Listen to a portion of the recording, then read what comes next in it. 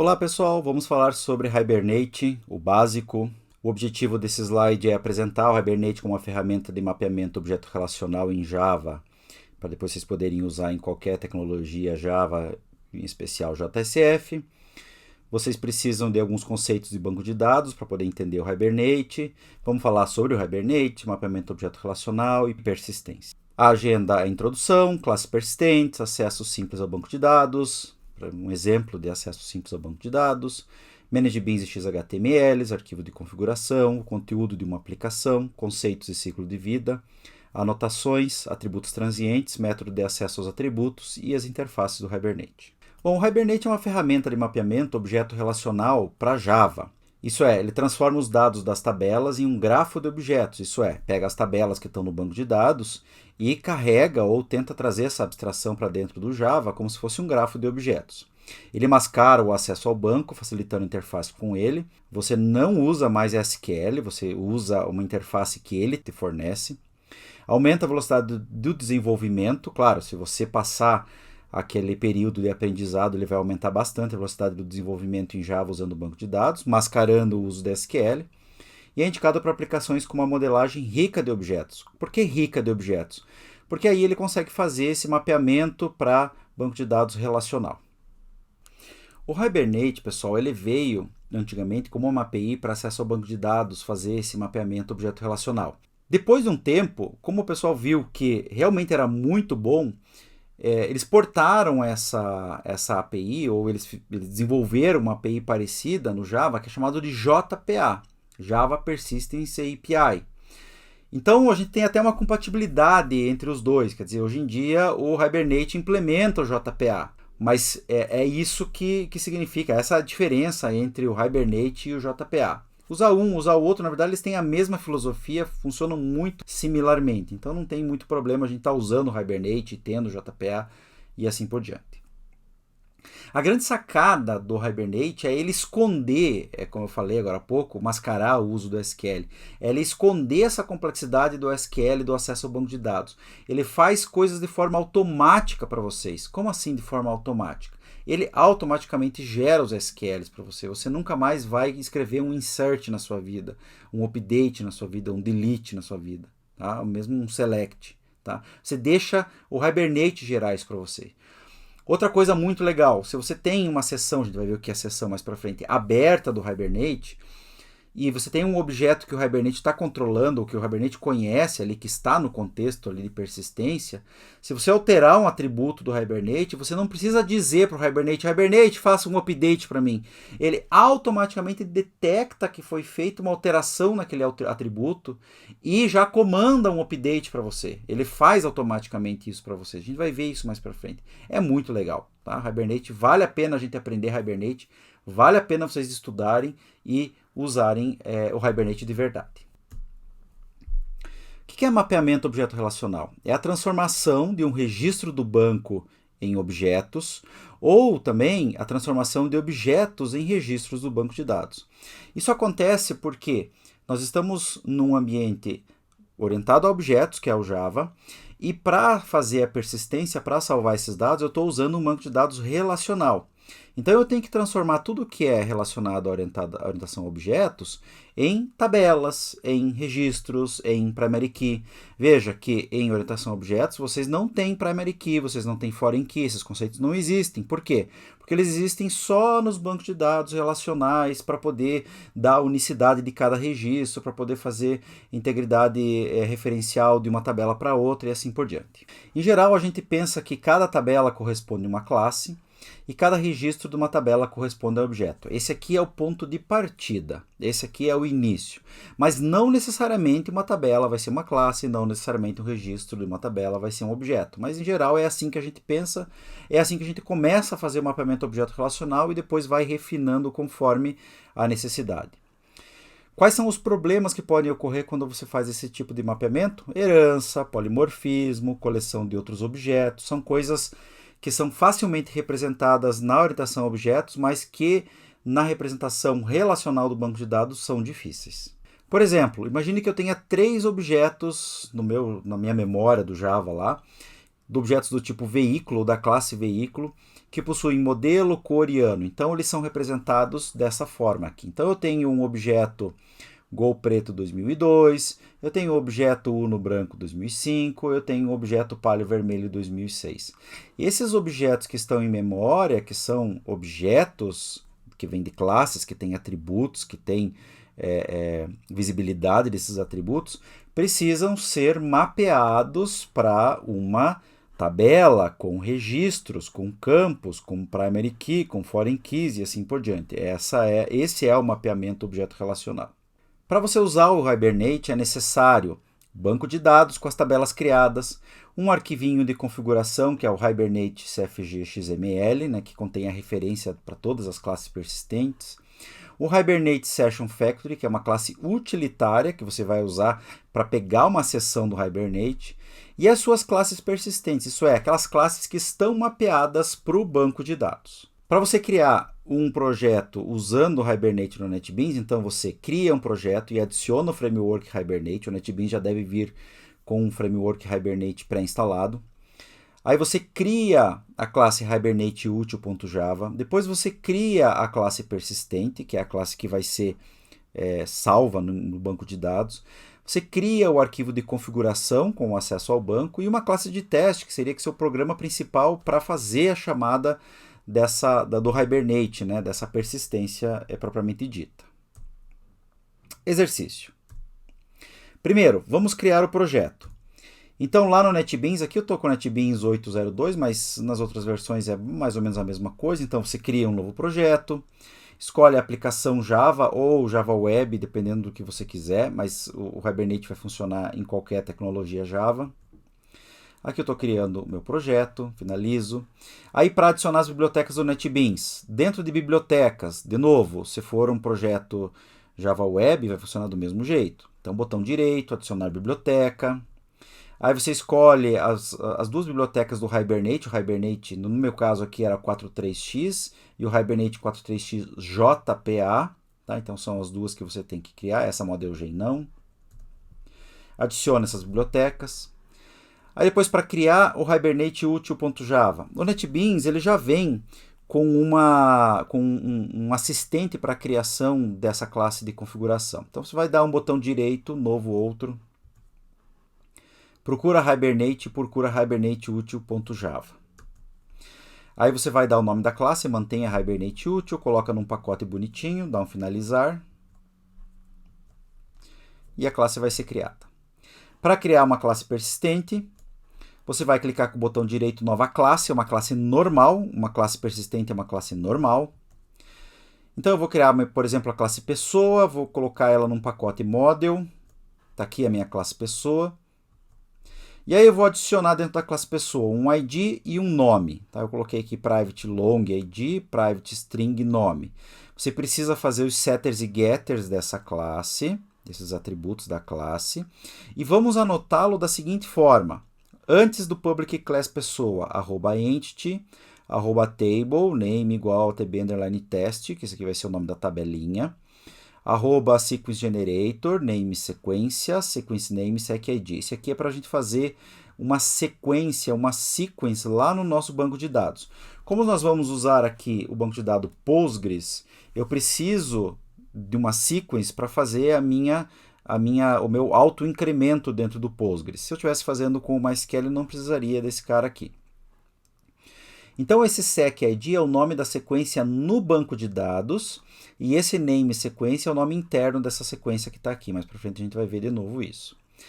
No getID, porque o meu ID vai ser a minha chave primária, então no meu getID eu anoto ele com @id, para dizer que ele é uma chave primária, e generated_value para dizer como que ele vai gerar esse cara aqui. Então eu digo que a estratégia vai ser do tipo sequence, e qual é o gerador? É o sequência, que é esse cara aqui. Então você tem que colocar esse cara dentro da sua classe persistente.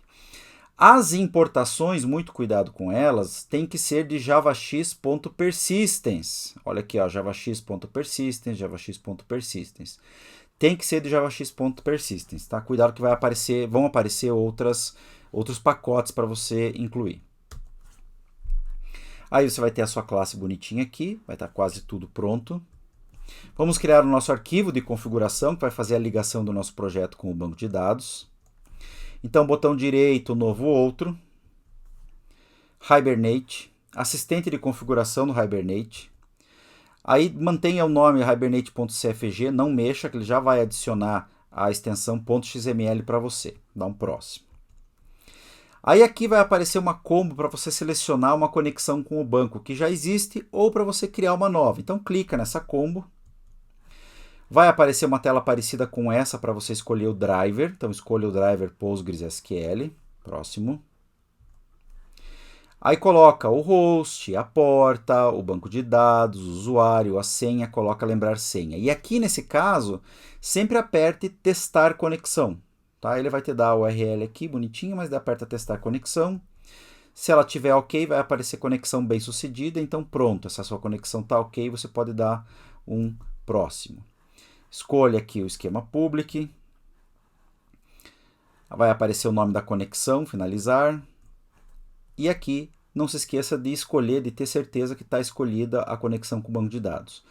Vai aparecer automaticamente aqui o dialeto. O que é o dialeto? Como o Hibernate ele é genérico, ele consegue se comunicar com qualquer banco de dados, e os bancos de dados possuem algumas particularidades no SQL, isso é chamado de dialeto. Então aqui está dizendo, olha, estou me conectando no Postgres, e, portanto eu vou usar o dialeto do Postgres para acessar o banco de dados. Dá um finalizar.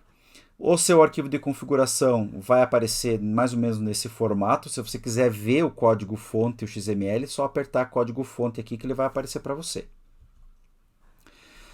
Além disso, além de configurar a conexão com o banco de dados, precisamos adicionar as classes persistentes. Então você vai dar um adicionar aqui. Aqui em classe você vai dar um procurar. Escolhe a classe pessoa. Vai aparecer aqui o nome da classe, dá um OK. E ela vai aparecer aqui do ladinho a classe pessoa mapeada. Vamos fazer agora o nosso programinha de teste, programinha principal. Como a gente está fazendo uma aplicaçãozinha desktop mesmo ali, um Java simples, vamos criar uma classe simples com a função main. Tá? Então, botão direito, novo outro, Java, classe Java principal, dá o nome da classe. Aí lá dentro do main, você vai colocar a sua chamada ao Hibernate. Vai colocar esse trecho de código aqui, ó. Criei um objeto pessoa, setei o nome para o nome que você quiser, obtive uma sessão no Hibernate. Perceba que esse Hibernate útil aqui é a nossa classe utilitária lá. Comecei uma transação, dei um save no P, fiz um commit e só mandei mostrar que ele foi inserido. Coloca isso daqui, toma cuidado com as importações aqui, tá? Manda executar. Vai pedir qual é a classe que você quer executar e vai aparecer Paulo inserido com sucesso. Depois disso, você pode ir lá no seu banco de dados, aqui eu estou na linha de comando, mas você pode ir lá no seu banco de dados, dar um select asterisco e ver se o registro está salvo lá. Perceba que a classe pessoa ou o objeto da classe pessoa, você simplesmente disse para o Hibernate, save esse objeto. Essa é a parte legal do Hibernate, quer dizer, você não precisa se preocupar com o SQL, ele automaticamente salva, ele automaticamente cria o seu insert específico para esse objeto aqui, olha que legal. Claro que, como eu falei antes, você tem o seu período de aprendizado, mas depois que você aprender a usar o Hibernate, você não vai mais precisar se preocupar com a SQL, e isso vai garantir para você uma produtividade muito alta. Classe persistente. Vamos falar um pouquinho sobre como que nós fazemos a nossa classe persistente. A primeira coisa que você deve ter percebido é que a nossa classe persistente, isso é, aquela classe cujos objetos vão ser salvos no banco, elas são anotadas com várias anotações, e a gente precisa aprender quais são as anotações do Hibernate que nós precisamos usar em cada caso. Então vamos lá. Uma classe persistente ela é anotada com @entity para indicar que ela é persistente. Uma propriedade dela tem que ser anotada com @id, que ela indica que essa propriedade está sendo mapeada para a chave primária no banco. A minha classe tem que estar anotada com @table, indicando que é uma tabela, é o nome daquela tabela. E no nosso caso aqui, como nós estamos usando o Postgres, eu preciso de um sequence generator e de um generated value para indicar os atributos autoincrementáveis na minha chave primária. Aqui temos o exemplo da classe aluno, que tem lá o long id, string nome. Eu anotei a minha classe, isso é o que eu coloquei antes da classe, @entity, @table para dizer que essa classe, né, ou os objetos dessa classe vão ser salvos, persistidos em tbaluno. E criei um sequence generator que eu vou usar para fazer a minha chave primária. Cuidado com as importações aqui, ó, javax.persistence. Aí lá no getID, eu anotei com @id e @generated_value para indicar que esse cara vai ser preenchido usando uma sequence. Qual sequence? A sequence de nome sequência. Qual é a sequence de nome sequência? Está aqui, ó, de nome sequência é a secID lá no banco de dados. Eu também consigo fazer anotações não nos métodos get aqui, tá? Eu consigo fazer aqui direto nos atributos, mas isso a gente vai ver essa diferença um pouquinho mais para frente, tá? A minha tabela é a tbaluno, tem que ter o ID e o nome. Como eu não fiz nenhuma anotação em relação ao nome do atributo aqui, para qual campo na tabela ele vai, então ele assume que tem um campo ID e um campo nome com N minúsculo, ID com I minúsculo e nome com N minúsculo, que são esses caras aqui. E aí eu preciso ter uma secID que gera os integers, né, aqui os IDs. Vamos fazer um acesso simples ao banco de dados. Por exemplo, se eu quero fazer uma inserção, quais são as sequências de comandos que eu preciso ter para fazer uma inserção no banco? Bom, primeiro, eu crio um objeto, se ele não existir, uma classe persistente. Eu obtenho uma seção no Hibernate, ou abro uma seção. Eu crio uma transação, eu salvo o objeto, aí eu efetivo a transação com um commit e eu fecho a seção. É simples, isso é uma inserção. Aqui, ó, os passos. Ó. Criação do objeto. Por exemplo, criei um objeto aluno e setei os atributos. Aí eu obtive uma seção no Hibernate. Hibernate util get session factory.openSession. Aí eu comecei uma transação, session.beginTransaction. Salvei o objeto, session.saveAluno, que está aqui. Ó. Depois eu efetivei a transação com session getTransaction.commit e fechei a sessão.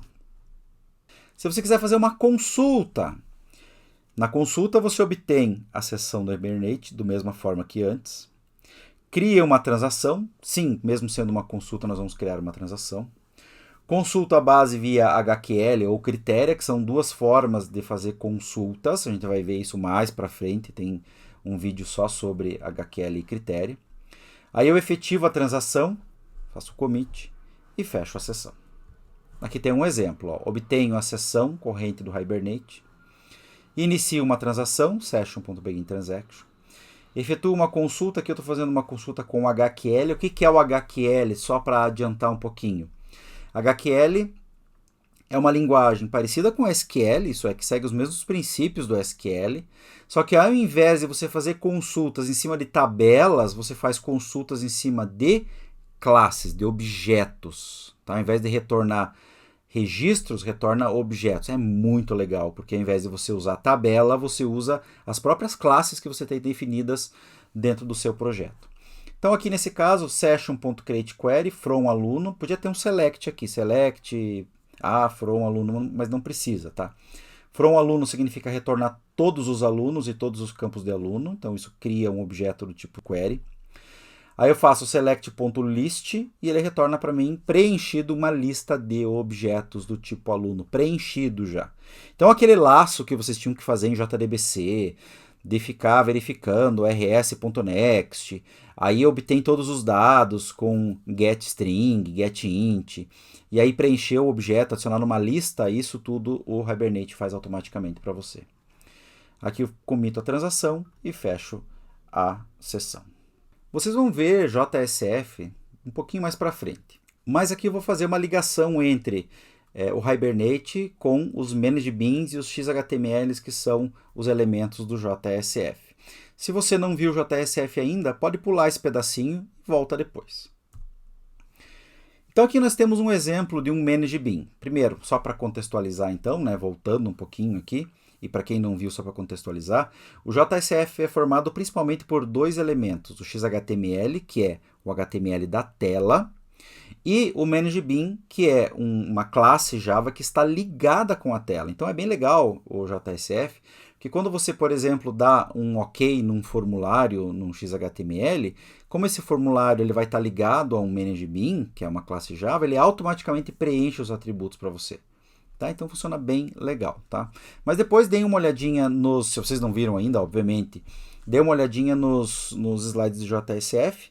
Se vocês não viram, pula esse pedaço, dá uma olhada no JSF e quando você quiser volta aqui. Tá? Então aqui está o ManageBean, está anotado com @named, request scoped, cuidado com as anotações aqui. Ele possui um aluno e possui uma lista de alunos. Tá?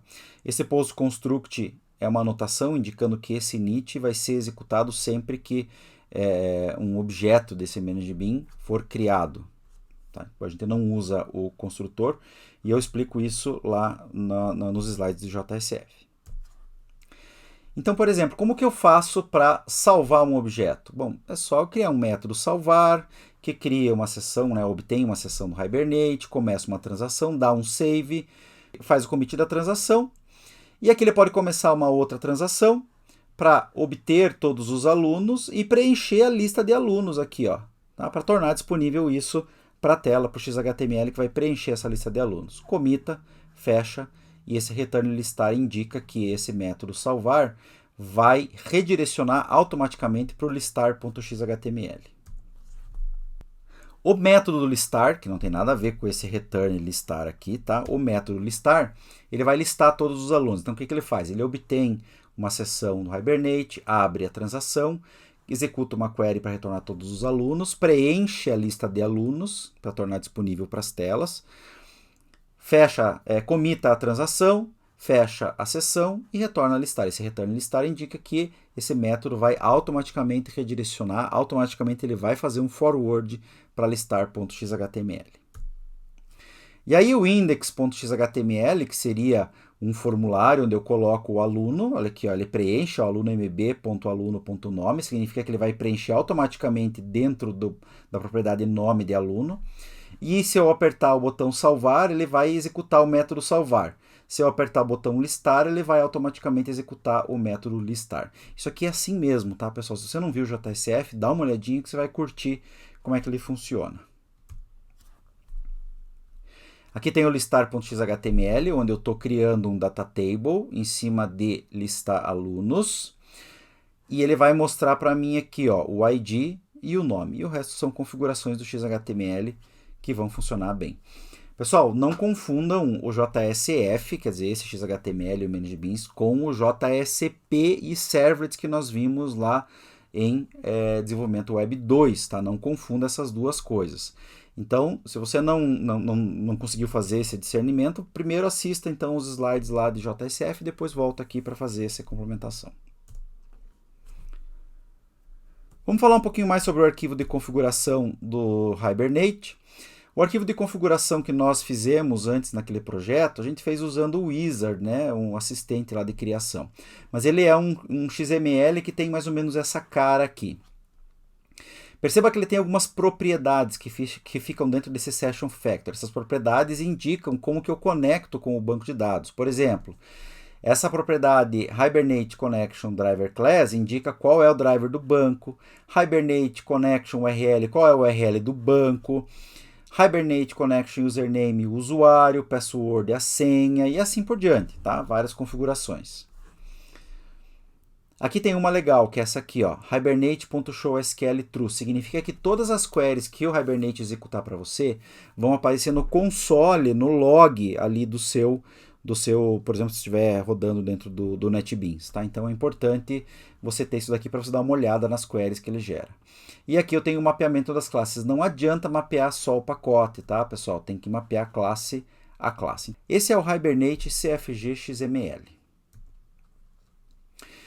E qual é o conteúdo de uma aplicação contendo o Hibernate? Nesse caso aqui eu estou falando do conteúdo de uma aplicação usando JSF, porque tem um arquivinho a mais aqui, ó, facesconfig.xml. Perceba que a estrutura é basicamente a mesma do que a gente viu lá em desenvolvimento web 2, tá? Mas, por exemplo, se você estiver usando o JSF, tem o facesconfig.xml.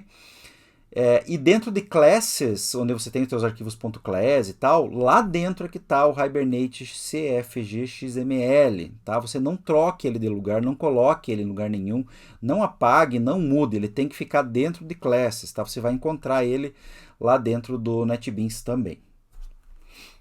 Ciclo de vida. Para você entender bem como funciona o Hibernate, nós precisamos falar sobre o ciclo de vida dos objetos que estão envolvidos com o Hibernate. Primeiro, o ciclo de vida de persistência. O que é o ciclo de vida de persistência? São os estados e as transições de estados que dizem respeito à persistência de um objeto. Isso é, quais são os estados que um objeto persistente passa para ele ser persistido ou recuperado. O que é uma unidade de trabalho? É um conjunto de operações que são considerados como um grupo, por exemplo, um grupo atômico, tá, de operações. O que é um contexto de persistência? É uma coisa que vocês vão encontrar muito por aí. É um mecanismo que mantém todos os objetos persistentes, os estados, modificações, e sabe que aqueles objetos estão persistentes ou não. Ele é mantido por uma session no Hibernate ou Entity Manager no JPA. O que são estados?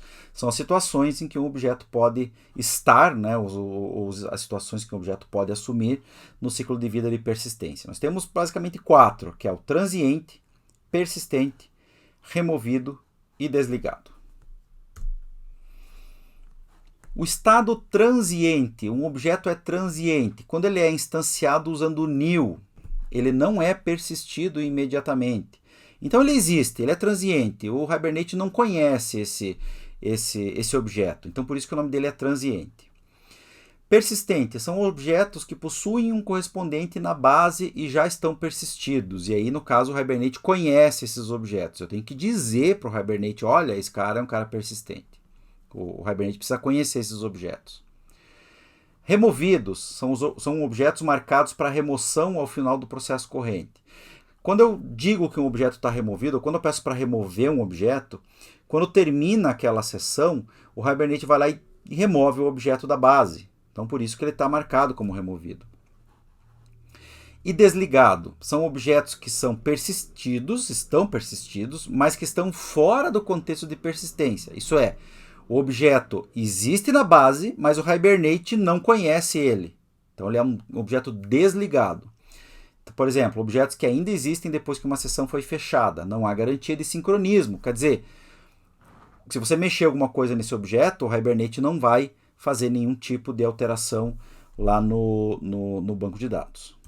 Esse aqui é o diagrama de estados, de alteração de estados dos objetos. Então, por exemplo, um objeto começa, quando você faz new, ele é transiente. Então, você pode mandar ele para o lixo. Tá? Ele vai ser transiente, não vai nem passar pelo Hibernate.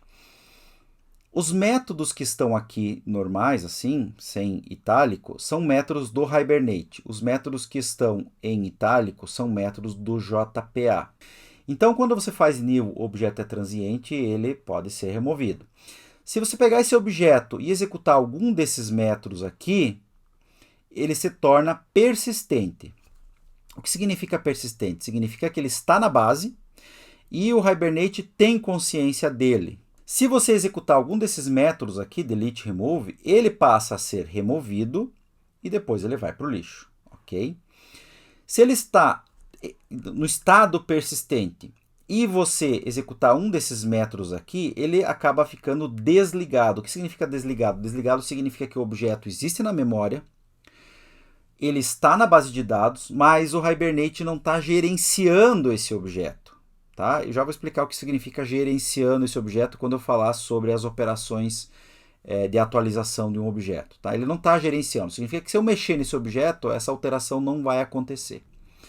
Agora, se eu tenho um objeto que está desligado, que eu sei que ele é persistente, mas o Hibernate não tem consciência dele, se eu quiser voltar ele para estado persistente para o Hibernate controlar ele, eu executo esses métodos aqui, ó, update, server update ou merge. Eu também consigo pegar um objeto direto da base e trazer ele direto para persistente, quer dizer, não é obrigatório passar por transiente.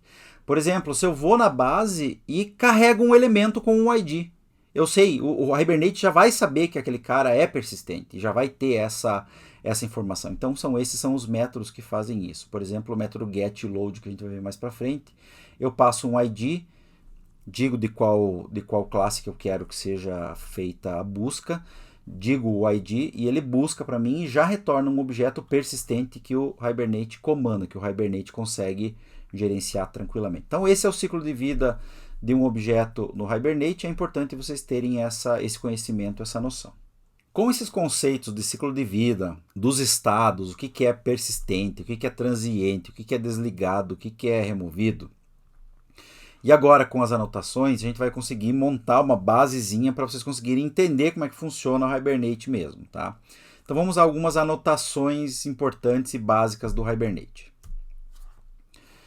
Algumas que a gente já conhece, @entity para dizer que aquela classe é uma entidade, @id para indicar que aquele atributo se refere a uma chave primária. Aqui no caso eu estou anotando o atributo, tá? Mas eu posso, como eu já falei, anotar no get. Não posso anotar no set, é get ou atributo. @table para indicar qual é o nome da tabela a qual esta classe se refere lá no contexto, lá na persistência, lá no banco de dados. E @column para indicar elementos das colunas. Por exemplo, se eu quero que esse ID seja mapeado lá para a tabela com PES_ID, eu tenho que colocar @column name. Então eu consigo trocar o nome das minhas colunas com @column, bem facinho aqui. @column em especial tem vários atributos. Alguns deles se referem a como eu acesso a base, outros se referem a quando eu for criar uma base. Você consegue simplesmente mapear as classes, os atributos, anotar eles e consegue dizer para o Hibernate criar a base de dados. É muito legal. Você consegue dizer, Hibernate, crie a base de dados conforme as minhas anotações aqui. Ele faz. E aí tem alguns atributos que se referem a isso. Por exemplo, length, para limitar a quantidade de caracteres de uma string, nullable, se o campo pode ter nulo ou não, unique, se a coluna pode ter campos repetidos ou não, precision, scale, para números decimais, e aqui tem alguns exemplos, tá? É importante manter a consistência entre o banco de dados e anotações ou pedir para o Hibernate criar para você a base de dados, tá? Na verdade, o Hibernate ele consegue fazer as duas coisas. Ele consegue, dadas classes anotadas, criar a base de dados, dado uma base de dados, criar as classes com as anotações corretas. Na verdade, isso é que é o tal da engenharia reversa. Eu não sei se isso está funcionando direito, tá? Há muito tempo atrás, quando não existiam as anotações, ele gerava uns arquivos XML de configuração dessas classes. Com o advento das anotações, eu não sei se essa engenharia reversa funciona e gera anotações. Eu sei que teve uma vez, eu acho que até gera, mas teve uma vez que eu tive que usar isso e, assim, tinha muita coisa que não gerava direito, a gente desistiu de usar, então não vale a pena vocês pensarem nisso. Como vocês estão num mundo orientado a objetos, isso é, a primeira coisa que você faz é pensar nos objetos, pensar nas associações entre objetos, etc. Persistência fica para segundo plano. Depois que você mapeou de forma rica os seus objetos, suas classes, polimorfismo, herança, etc. Aí você pensa como você persiste. Então você vai fazer sempre assim, tá? Então você não vai precisar fazer engenharia reversa. Como que nós fazemos chaves primárias no Hibernate? Bom, chaves primárias simples são anotadas com @id e são permitidos tipos primitivos e os seus wrappers, string, date, Java util date, Java SQL date, math big decimal, math big integer. Para chaves autogeradas, por exemplo, aquelas com sequence, a gente tem que usar tipos discretos, por exemplo, inteiros. Não pode usar string, né? Não é um tipo discreto. Para chaves compostas, se você precisar fazer chaves compostas, a gente cria uma classe contendo essas chaves. A classe que contém as chaves, que é a chave composta, né, os atributos que são chaves compostas, deve ser anotada com @embeddable. E a gente tem que implementar os métodos equals e hashcode. Na entidade que tem essa chave composta, eu anoto o atributo contendo a classe das chaves com @embeddedID. Aqui está a importação. Ficaria mais ou menos assim, ó. Imagina que eu tenho a minha classe pessoa, que ela está mapeada para uma tabela que tem chave composta. Então, o que eu faço? Eu crio uma outra classe, que aqui eu chamei de pessoa PK, coloquei um atributo, pessoa PK, e disse @embeddedID. indicando, olha, isso aqui é uma chave composta, beleza, vamos usar o pessoa PK. Lá eu coloco todos os atributos que fazem parte da chave primária, tá aqui, por exemplo, a idade e o CPF, anoto bonitinho eles, e anoto com @embeddable. Não pode esquecer de escrever o equals e o hashcode. Características de uma classe com chave primária. A classe deve ser pública, as propriedades devem ser públicas ou protegidas. Aqui, ó, são protegidas. Deve ter um construtor público sem argumentos, deve implementar hashcode e equals, deve implementar serializable, vamos voltar aqui, ó, implementa serializable. Deve representar múltiplos atributos da classe entidade. Os atributos que estão aqui são os atributos de pessoa. E os nomes da classe de chave primária e dos atributos na entidade, que são chave primária, devem coincidir. Quer dizer que CPF e idade tem que coincidir, né? Esses nomes aqui tem que coincidir com os que estão aqui. Veja que criar chaves primárias compostas em Hibernate não é tão difícil assim. Mas eu sempre falo para vocês, evitem a complicação. Sempre que vocês forem criar suas classes e depois mapear elas para persistência e criar a chave primária, criem chaves com um atributo só. Pega um atributo inteiro, coloca o atributo lá e acabou. Não precisa ficar se preocupando, batendo a cabeça. Pô, meu Deus, agora tem que fazer chave primária composta. Blá, blá. Não precisa. Faça faça simples, faça funcionar, ok? Para a geração automática de chaves primárias, nós vimos que o @id serve para indicar que aquele atributo ou get, né, é a chave primária, e @generated_value para indicar da onde que eu tiro essas chaves primárias, tá? Então, o atributo do generated value tem lá o strategy, que é a maneira de gerar a chave primária, 4 tipos. Auto, que pega a geração subjacente do banco de dados. Identity, para a chave primária usando um campo identity, por exemplo, o MySQL faz assim. Sequence, atribui um dado através de uma sequência, de um sequence. Isso aqui é o Postgres, por exemplo, faz assim, acho que o Oracle também, não lembro. E o table significa que se usa uma tabela para manter os IDs lá da chave primária, que a gente não usa, tá? Eu, pelo menos, nunca usei. Então, tá lá, @generated_value, strategy, generation type, sequence. O que eu preciso? Preciso definir uma sequence. Então, eu uso o sequence generator, que vai criar para mim esse sequenciador, tá? Então, ele cria um sequenciador que atribui valores à chave primária na hora da persistência. Isso é, antes de fazer o commit, ele vai lá e pega um dado para colocar na chave primária. Pode ser um contador ou um elemento sequence do banco, é global a aplicação, quer dizer, várias entidades podem usá-lo. Mas a gente recomenda sempre que esses sequenciadores sejam únicos para cada classe persistente, tá? No nosso caso, como a gente vai usar sequence ou identity, não vai ter esse problema, porque cada classe vai ter que ter sua definição de sequência, cada classe vai ter a sua definição de identity. Os atributos de sequence generator. Name indica o nome da sequence, usado internamente pelas entidades na anotação generated value.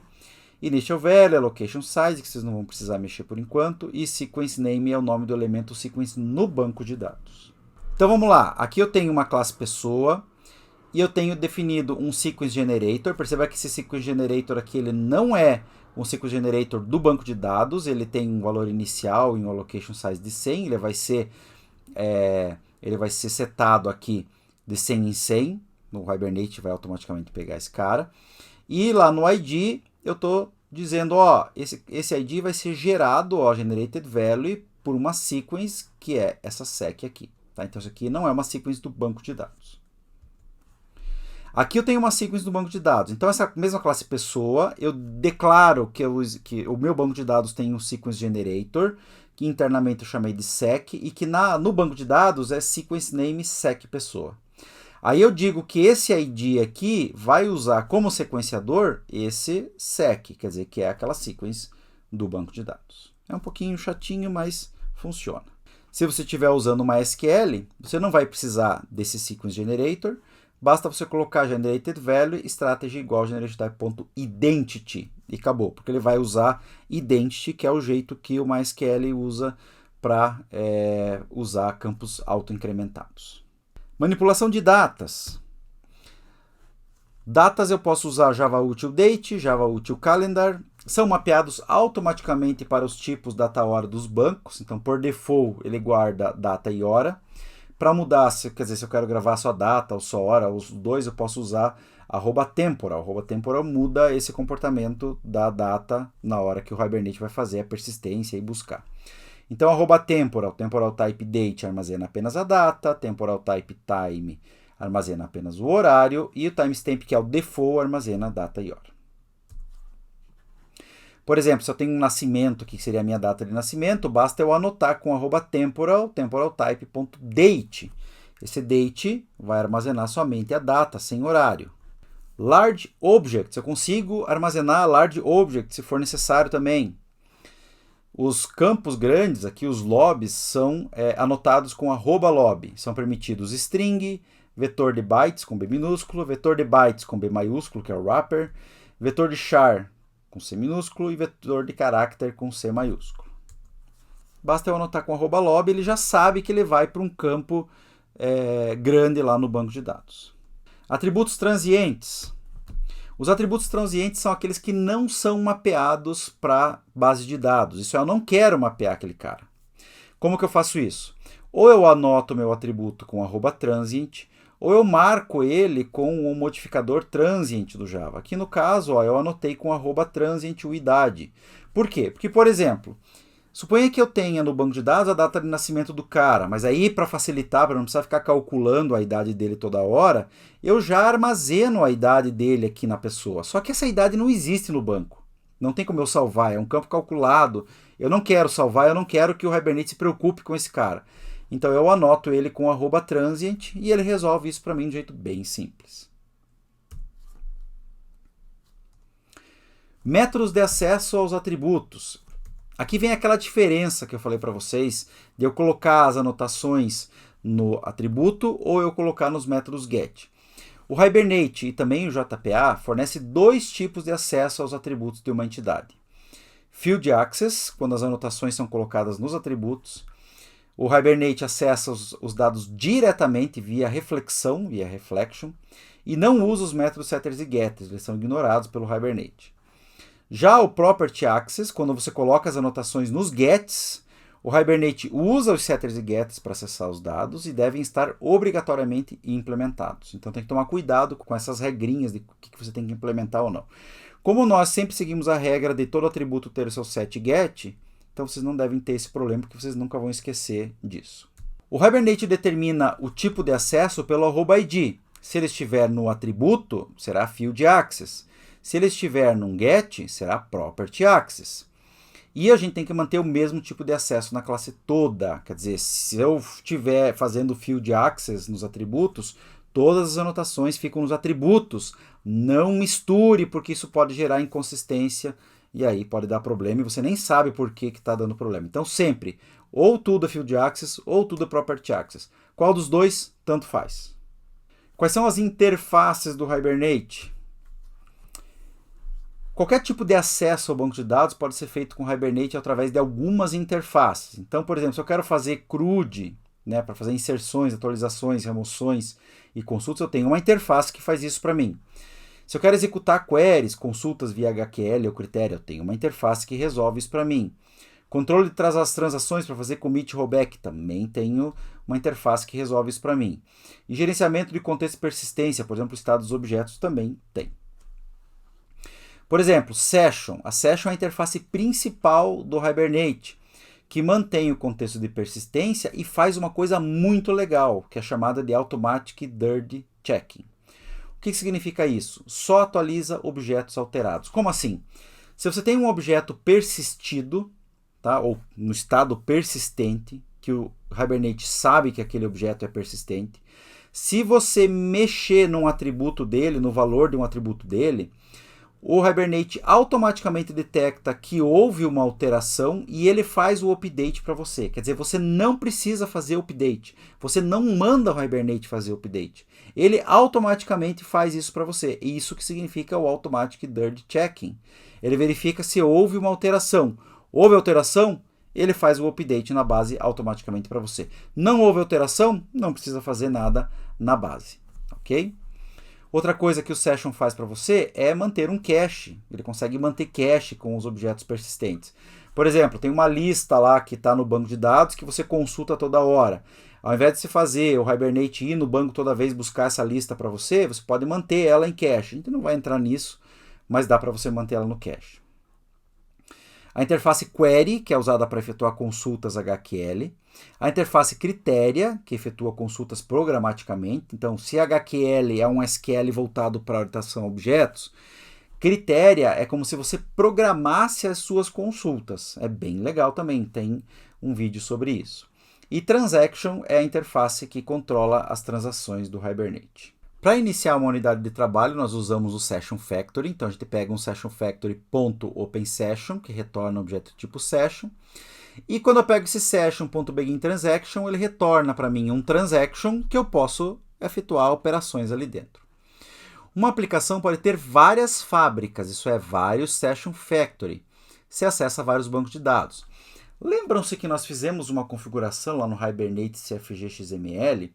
O que acontece se eu tiver vários bancos de dados para acessar? Bom, você vai ter vários Hibernate CFG XMLs diferentes e vai ter vários Session Factories acessando arquivos de configuração diferentes, onde cada um vai acessar um banco de dados diferente. Essa Session Factory ela é obtida através da classe Hibernate Útil, aquela classe que nós criamos com o assistente. Um Session Factory é caro de criar, então a gente não deve criar a cada requisição. Já o Session é um objeto leve, né? Não obtém uma conexão de imediato, pode ser criada a cada conexão. Isso aqui é uma coisa que eu só estou comentando com vocês, mas nós não vamos nos preocupar, tá? Nós vamos sempre desenvolver a nossa aplicação de um jeito mais simples. Todas as operações ocorrem dentro de uma transação, dentro de um transaction, tanto leitura como escrita. Por exemplo, se você quiser persistir um objeto, então eu criei um objeto do tipo pessoa, tá aqui, ó, pessoa, new pessoa, setei o nome, setei a idade, obtive uma sessão, obtive uma transação, e aí eu fiz session.save do pessoa. Ele automaticamente, o Hibernate vai descobrir como é que cria esse insert e vai retornar para mim um pessoa ID. Retorna o ID do objeto persistido, eu faço commit, fecho a sessão. O objeto, quer dizer, esse cara vai ser persistido quando ele executar o commit. Se eu quiser recuperar um objeto, por exemplo, eu tenho o ID do cara, a chave primária, eu quero recuperar ele. Então eu obtenho uma sessão, obtenho uma transação e aí executo na sessão o método load. Eu digo de quem que eu quero da classe pessoa e aqui eu tenho o ID. Eu também posso fazer, ao invés de load, posso fazer get, é a mesma sintaxe. Tá? Esse cara aqui vai retornar para mim uma pessoa P. O get, se a pessoa não existir, ele retorna null. O load, se a pessoa não existir, ele lança uma exceção, object not found exception. Tá? Então, essa é a única diferença entre os dois. Quando esse cara é retornado, esse objeto vai estar em estado persistente, isso é, se você fizer qualquer alteração nesse objeto, o Hibernate automaticamente faz um update para você na base, até que a sessão seja fechada, tá? Que daí ele entra em estado desligado. Se você precisar mudar um objeto persistente, então vamos lá, imagina que eu abri uma sessão, obtive um objeto, agora eu quero fazer um update nesse objeto, o nome está errado, é outro nome. Basta eu setar o nome da pessoa aqui, ó, tá vendo o objeto P? Como ele veio de dentro de uma sessão do Hibernate, esse objeto está persistido. Maravilha. Se eu trocar o nome dele e fizer um commit, automaticamente o Hibernate atualiza o objeto para mim. Você não precisa comandar um update. Você não precisa dizer, Hibernate, faz um update para mim. Não precisa. O Hibernate sabe que houve uma alteração por causa do Automatic Dirty Checking e comanda o update para você. Assim que o commit acontecer, ele sincroniza com o banco de dados. Para remover um objeto, eu posso usar o método delete. Então, está aqui, ó, obtive um objeto pessoa. O objeto que está em estado persistente vai ser comandado para remoção na base de dados lá no commit. Aqui vem uma das coisas mais confusas ou que mais confunde o aluno, né? Religar um objeto desligado. Por que eu precisaria religar um objeto desligado? Quando que eu faço esse objeto? Essa religação? Quando que eu faço essa religação do objeto? Quando eu tenho um objeto que já está na base de dados, esse objeto possui valores diferentes em atributos, portanto precisa ser atualizado, ou não, ou eu quero começar a manter esse objeto atualizado, mas ele não está na seção do Hibernate. Por exemplo, uma seção foi recém-aberta, eu tenho uma pessoa preenchida, a seção foi recém-aberta e eu já tenho essa pessoa. Aí, como que eu faço para pegar essa pessoa que eu já tenho, esse objeto, pessoa que eu já tenho, e colocar ele dentro sem precisar fazer uma consulta no banco? Tá? Essa que é a ideia de religar um objeto desligado. O processo é abrir ou obter a seção do Hibernate e chamar o método update. Esse update vai agendar um update na base de dados, mas vai fazer mais do que isso. Vai dizer para o Hibernate que esse objeto que você tem agora faz parte ali, que o Hibernate conhece esse objeto e as alterações vão ser comandadas para o update. Aqui tem um exemplo. Ó. Imagine que eu tenho um objeto P, aí eu abri uma sessão e comecei uma transação. Poxa, mas esse objeto P, eu quero recolocar ele no Hibernate, porque eu preciso que as alterações sejam controladas pelo Hibernate. Então, o que eu faço? Eu pego a sessão, aqui no caso é session 2, e faço ponto update P. Quando eu faço esse update P, ele não vai fazer um update agora do objeto. Não é isso que ele vai fazer. Ele vai pegar esse objeto, vai colocar ele no contexto de persistência, e quando eu fizer o commit, ele vai sincronizar com a base de dados, vai gerar o update para mim. Tanto é que se eu fizer um p.set idade 28, como o meu objeto agora ele está dentro do contexto de persistência, o Hibernate vai comandar o update dessa idade aqui também. Tá? Então ele vai entrar no contexto de persistência. O update, então, ele religa a instância para uma nova sessão. Como a sessão é nova, não tem informação de que aquele objeto está ou não sujo, se ele foi alterado ou não. Portanto, ele comanda um update mais para frente, né? Um comando SQL update mais para frente. Um dos casos legais que vocês vão usar essa questão do update nos códigos de vocês seria, por exemplo, imagina que você tem uma tela de update, tem uma pessoa e você quer atualizar, você quer alterar os dados pessoais dessa pessoa.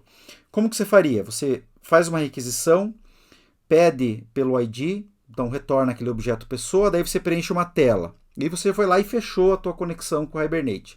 Aí você montou a tela de update, de atualização, o usuário foi lá, digitou a atualização, os dados atualizados e apertou salvar. Quando você aperta salvar ou alterar, ele vai lá, por exemplo, para a tua servlet. Na tua servlet, você preenche um objeto tipo pessoa e abre a seção no Hibernate. Poxa, essa pessoa que você está atualizando os dados já está na base e você tem dados novos aqui. Então, é exatamente o caso em que você precisa religar esse objeto pessoa com o contexto de persistência. Isto é, você precisa fazer um update para poder pegar essas alterações que o usuário fez na tela e jogar na base de dados. Uma outra forma de fazer essa ligação do objeto é usando o método lock, quando você tem certeza que o objeto não foi alterado. Então tá aqui, ó, session2.lock, daí tem o lock mode aqui, none, que eu não vou entrar nos detalhes, mas significa que você garante que esse objeto não foi alterado até aqui. Tá? Então, esse lock significa, olha, não houve nenhuma alteração. Aí ele só vai comandar as alterações que aconteceram aqui para frente. O lock religa a instância não alterada para uma nova sessão e tudo que foi modificado antes do lock não é persistido. Depois que foi modificado é persistido. Isso é, aqui fez o lock, essa idade aqui será persistida. Se antes você mudou o objeto P, não será persistido. Se você tem um objeto desligado e precisa remover, então um objeto desligado para transiente, você quer remover ele, você pode usar o delete também. O delete, nesse caso, ele vai religar o objeto com o contexto de persistência e agendar a deleção desse objeto lá no commit. Então o delete também faz isso, ele remove um objeto desligado. Em relação à aplicação com Hibernate, quando uma requisição a uma aplicação requer acesso a dados, por exemplo, você tem um software que nem vocês fizeram no semestre passado de desenvolvimento Web 2, onde você tinha telas que quando você apertava um botão ele ia para uma servlet e a servlet precisava acessar o banco de dados. Tá? Eu tenho que iniciar uma unidade de trabalho e terminar a unidade de trabalho quando o processamento está completo e a resposta para o cliente está pronta. É isso que vocês faziam. Vocês sempre que o cara apertava OK e ia para uma servlet, a servlet começava um acesso ao banco e terminava o acesso ao banco na mesma unidade de trabalho ali. Essa estratégia de conversação é chamada de Session per Request. Persistence Context per Request. Tá? Isso é, a cada requisição você tem uma sessão que você abre e fecha. Como recursos do banco, eu devo manter o trabalho o menor possível e tenho que liberar os recursos o mais rápido possível. Se um trabalho, se uma tarefa, do ponto de vista do usuário, leva várias telas para ser efetuado, eu tenho que ter alguma estratégia para manter essa conversação aberta. De alguma forma eu teria que manter essa sessão aberta ou de algum jeito. Para resolver isso, duas estratégias estão resolvidas. A primeira é trabalhar com objetos desacoplados. Desacoplados são aqueles objetos desligados. E aí eu fico ligando e desligando e ligando eles no contexto de persistência, fazendo o update. Não tem problema nenhum. Ou eu posso estender o contexto de persistência, eliminando a necessidade de objetos acoplados. Só que daí para isso eu tenho que ter um mecanismo para manter as sessões abertas, mesmo entre uma requisição e outra, e aí começa a complicar. No caso das nossas aplicações aqui, toda vez que o cara apertar o botão de OK, o botão de salvar, o botão para fazer alguma alteração, nós vamos abrir e fechar a sessão do Hibernate. Quer dizer, a gente vai usar uma Session per Request. A gente vai usar essa estratégia. Por quê? Porque a gente já tem muitas complicações no nosso trabalho para desenvolver. Então não vamos complicar mais ainda. Esse é o jeito mais simples de fazer. Ah, vai ser menos performático, é melhor. Não tem problema. Aqui nós vamos fazer isso. A gente vai focar em vocês conseguirem aprender o Hibernate o mínimo possível para vocês conseguirem anotar as suas classes e usar as suas classes, tá? Usar a API do Hibernate. Então não vamos nos preocupar nessas coisas um pouco mais avançadas, ok? E é isso, pessoal. Em relação a Hibernate, o básico do básico é isso. É importante que vocês exercitem o Hibernate, tenham em mente que é um pouco diferente do que vocês estão acostumados em relação ao JDBC, onde você ia e comandava os SQLs. A gente está deixando o Hibernate fazer as coisas. O Hibernate automaticamente faz isso para nós, então a gente tem que deixar, tem que aprender, tem que estudar para ver como é que ele faz, para que a gente consiga ter essa produtividade mesmo. É isso aí.